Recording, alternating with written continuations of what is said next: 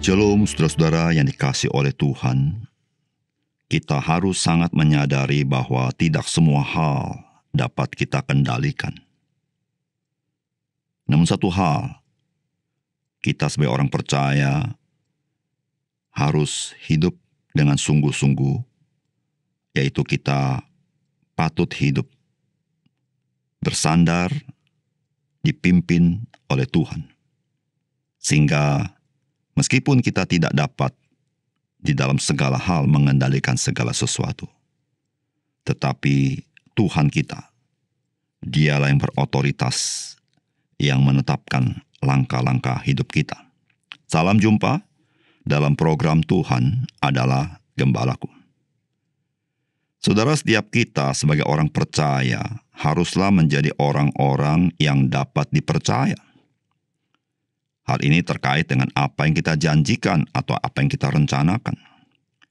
Namun dari pengalaman kehidupan kita menyadari bahwa tidak selalu kita dapat memenuhi apa yang kita janjikan atau kita rencanakan. Hal itu bisa terjadi karena situasi dan kondisi yang berubah atau tidak memungkinkan. Saudara, ada kalanya ada pertanyaan dalam hati kita. Bukankah hal itu telah kita doakan? Misalnya rencana kita atau janji kita. Namun mengapa bisa terjadi janji itu, rencana itu tidak dapat dilaksanakan atau terjadi perubahan? Ada satu hal yang perlu kita hayati, bahwa kita harus belajar ikut kepada pimpinan Tuhan dalam kehidupan kita. Sebagaimana kita tahu dari Alkitab, bahwa sesungguhnya Rasul Paulus tidak ada rencana pergi ke Makedonia. Namun Tuhan memimpin dia untuk pergi ke sana. Bukankah terjadi perubahan dalam rencana Rasul Paulus? Tidak terjadinya rencana itu atau janji itu bukan karena memang kita tidak mau melaksanakannya, namun kita memiliki kepekaan akan pimpinan Tuhan di dalam hidup kita. Saudara, mari kita membaca 2 Korintus pasal 1 ayat 12 sampai 24. Inilah yang kami megahkan, yaitu bahwa suara hati kami memberi kesaksian kepada kami, bahwa hidup kami di dunia ini, khususnya dalam hubungan kami dengan kamu, dikuasai oleh ketulusan dan kemurnian dari Allah, bukan oleh hikmat duniawi, tetapi oleh kekuatan kasih karunia Allah. Sebab kami hanya menuliskan kepada kamu apa yang dapat kamu baca dan pahamkan, dan aku harap mudah-mudahan kamu akan memahaminya sepenuhnya, seperti yang telah kamu pahamkan sebagiannya dari kami, yaitu bahwa pada hari Tuhan Yesus kamu akan bermegah atas kami, seperti kami juga akan bermegah atas kamu. Berdasarkan keyakinan ini, aku pernah merencanakan untuk mengunjungi kamu dahulu, supaya kamu boleh menerima kasih karunia untuk kedua kalinya. Kemudian aku mau meneruskan perjalananku ke Makedonia. Lalu dari Makedonia kembali lagi kepada kamu supaya kamu menolong aku dalam perjalananku ke Yudea. Jadi, adakah aku bertindak serampangan dalam merencanakan hal ini? Atau adakah aku membuat rencanaku itu menurut keinginanku sendiri, sehingga padaku serentak terdapat ya dan tidak? Demi Allah yang setia, janji kami kepada kamu bukanlah serentak ya dan tidak. Karena Yesus Kristus anak Allah yang telah kami beritakan di tengah-tengah kamu, yaitu olehku dan oleh Silvanus dan Timotius, bukanlah ya dan tidak, tetapi sebaliknya, di dalam dia hanya ada ya. Sebab Kristus adalah ya bagi semua janji Allah. Itulah sebabnya oleh dia kita mengatakan amin untuk memuliakan Allah. Sebab dia yang telah meneguhkan kami bersama-sama dengan kamu di dalam Kristus adalah Allah yang telah mengurapi, memeteraikan tanda miliknya atas kita, dan yang memberikan Roh Kudus di dalam hati kita sebagai jaminan dari semua yang telah disediakan untuk kita. Tetapi aku memanggil Allah sebagai saksiku. Ia mengenal aku, bahwa sebabnya aku tidak datang ke Korintus ialah untuk menyayangkan kamu, bukan karena kami mau memerintahkan apa yang harus kamu percayai, karena kamu berdiri teguh dalam iman. Sebaliknya, kami mau turut bekerja untuk sukacitamu. Saudara yang dikasihi oleh Tuhan, Rasul Paulus harus menghadapi kritikan dari pribadi-pribadi yang ada di dalam jemaat di kota Korintus karena perubahan rencana kunjungan ke gereja di kota Korintus. Karena perubahan itu, jemaat Korintus menganggap bahwa Rasul Paulus itu tidak dapat dipegang janjinya, dan ia serampangan di dalam membuat janji seperti tanpa adanya pimpinan Tuhan. Namun Rasul Paulus menjelaskan bahwa apa yang ia rencanakan bukan serampangan, yakni bisa ya, bisa tidak. Namun memang ia sungguh mau melakukannya. Dan semua yang ia lakukan karena ia mengasihi jemaat Korintus. Maka disitulah terjadi perubahan di dalam rencana Rasul Paulus. Saudara, apakah pesan firman Tuhan bagi kita? Yang pertama, saudara, relasi yang kita bangun sebagai orang percaya haruslah dilandaskan kepada ketulusan dan kemurnian oleh kasih karunia Tuhan. Saudara, firman Tuhan berkata begini, inilah yang kami megahkan, yaitu bahwa suara hati kami memberi kesaksian kepada kami bahwa hidup kami di dunia ini, khususnya dalam hubungan kami dengan kamu, dikuasai oleh ketulusan dan kemurnian dari Allah. Bukan oleh hikmat duniawi, tetapi oleh kekuatan kasih karunia Allah. Sebab kami hanya menuliskan kepada kamu apa yang dapat kamu baca dan pahamkan. Dan aku harap mudah-mudahan kamu akan memahaminya sepenuhnya, seperti yang telah kamu pahamkan sebagiannya dari kami, yaitu bahwa pada hari Tuhan Yesus kamu akan bermegah atas kami seperti kami juga akan bermegah atas kamu. Saudara, apa yang dialami oleh Rasul Paulus dapat dikategorikan sebagai kesalahpahaman, ataupun bisa dikategorikan sebagai kesengajaan untuk menyalahkan Rasul Paulus dari orang-orang tertentu dari jemaat Korintus karena mereka tidak suka dengan Rasul Paulus. Namun apapun alasannya, apa yang dikatakan oleh Rasul Paulus itu menjadi sangat penting. Sebagai orang percaya, atau Paulus sebagai rasul, bahwa dia harus hidup di dunia ini, harus dikuasai oleh ketulusan dan kemurnian. Dan itu bukan karena hikmat duniawi, tetapi karena kasih karunia Tuhan tentunya.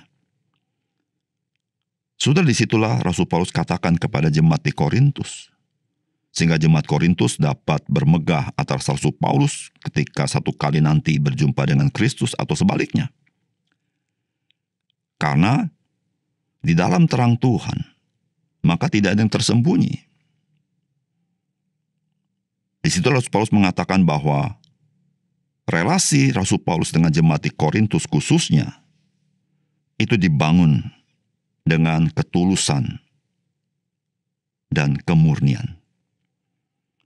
Artinya Rasul Paulus tidak punya maksud lain, tidak punya motivasi lain. Rasul Paulus memang melakukannya sesuai pimpinan Tuhan karena Rasul Paulus mengasihi jemaat di Korintus, tidak bermaksud mengada-ngada, tidak bermaksud tidak tulus. Rencana mau datang ternyata tidak datang, karena memang rencananya tidak mau datang. Bukan itu yang Rasul Paulus maksudkan. Saudara, di situ Rasul Paulus berkata, relasi dia dengan jemaat Korintus itu berdasarkan ketulusan hati dan kemurnian di dalam Tuhan. Saudara yang dikasihi oleh Tuhan, sebagai orang percaya, kita diajarkan berkata ya di atas ya dan tidak di atas tidak. Maksudnya adalah orang percaya haruslah orang yang berintegritas. Berintegritas punya pengertian adalah kita memiliki ketulusan, hati yang tunggal, dan kita memiliki kemurnian di hadapan Tuhan. Saudara, dengan cara itulah, saudara, sebagai orang percaya, kita menjadi orang-orang yang otentik, dapat dipercaya. Sehingga kita boleh tidak menjadi batu sandungan bagi orang lain. Karena ketika mungkin ada orang mencurigai, mungkin ada orang tidak percaya kepada kita. Namun saudara, karena kita hidup di dalam ketulusan dan kemurnian, maka kita dapat mempertanggungjawabkan apa yang kita katakan dan apa yang kita lakukan dalam hidup kita. Karena Tuhan, Dia menjadi saksi atas kehidupan kita. Saudara, demikianlah yang Kristus inginkan daripada saksi-saksi Kristus di tengah dunia ini, yaitu orang-orang percaya yang dapat dipercaya oleh Tuhan untuk mengemban Injil yang mulia itu, sehingga orang boleh mendengar kabar baik melalui hidup kita. Yang kedua, saudara, Tuhan pasti menggenapi janjinya di dalam Kristus bagi kita orang percaya. Meskipun tidak selalu apa yang kita rencanakan dengan baik itu terlaksana sebagaimana yang kita rancangkan. Saudara, firman Tuhan berkata begini, sebab Kristus adalah ya bagi semua janji Allah. Itulah sebabnya oleh Dia kita mengatakan amin untuk memuliakan Allah. Sebab Dia yang telah meneguhkan kami bersama-sama dengan kamu di dalam Kristus adalah Allah yang telah mengurapi, memeteraikan tanah miliknya atas kita, dan yang memberikan Roh Kudus dalam hati kita sebagai jaminan dari semua yang telah disediakan untuk kita. Saudara, apa yang Rasul Paulus sampaikan kepada jemaat di Korintus adalah sebuah pengharapan yang pasti yang Tuhan berikan, yang bukanlah moga-moga. Bagaimana diketahuinya? Firman Tuhan katakan, sebab Dia yang telah meneguhkan kami bersama-sama dengan kamu di dalam Kristus adalah Allah yang telah mengurapi, memeteraikan tanah miliknya atas kita, dan yang memberikan Roh Kudus dalam hati kita sebagai jaminan dari semua yang telah disediakan untuk kita. Saudara, disitulah landasan yang sangat kuat bahwa di dalam Kristus, maka ya bagi semua janji Allah. Karena Allah telah memberikan meterai tanda miliknya atas kita. Dan kita telah memiliki Roh Kudus sebagai jaminan dari penggenapan segala sesuatu yang Allah sediakan bagi kita. Saudara, itulah yang membuat kita sebagai orang percaya. Apapun yang kita alami dalam hidup kita, yang mungkin kita bertanya-tanya, mengapa hal yang baik bisa tidak terjadi di dalam rencana kita? Saudara, satu hal yang perlu kita insafi, bahwa Tuhan pasti akan menggenapi janjinya bagi kita di dalam Kristus. Meskipun mungkin kita mengalami perubahan di dalam jalan hidup kita, atau perubahan di dalam rencana hidup kita. Tidak seperti apa yang kita harapkan, tidak seperti apa yang kita impikan, tidak seperti apa yang kita cita-citakan, tidak seperti apa yang kita suka. Kenapa jalannya berbelok? Kenapa jalannya berpindah? Saudara, percayalah, Tuhan sedang bekerja untuk menggenapi janjinya kepada kita di dalam Kristus. Karena seluruh janji Allah bagi kita di dalam Kristus adalah ya. Disitulah saudara, kita tidak perlu khawatir ketika terjadi perubahan dalam hidup kita. Mungkin kita bisa khawatir ketika perubahan itu menjadi perubahan yang kita tidak harapkan. Tetapi saudara, satu hal, jalan hidup kita di dalam Tuhan, Tuhanlah yang bertanggung jawab memeliharanya. Dan kita adalah miliknya. Dan kita adalah ahli waris daripada kerajaan Allah. Sehingga seluruh janji yang Allah berikan dalam Kristus adalah ya bagi kemuliaannya. Mari kita berdoa. Bapa surga, terima kasih untuk firman Tuhan yang indah yang kami baca hari ini, yang menolong kami melihat Perubahan-perubahan dalam hidup kami bukan sesuatu yang di luar kontrol Tuhan, di luar rencana Tuhan, di luar kesanggupan Tuhan untuk memenuhi janji-Mu. Tetapi justru Tuhan sedang menggenapi janji-Mu di dalam segala sesuatu yang kami tidak harapkan. Namun Tuhan, Engkau bekerja dengan heran. Terima kasih Tuhan, dalam nama Tuhan Yesus kami berdoa. Amin.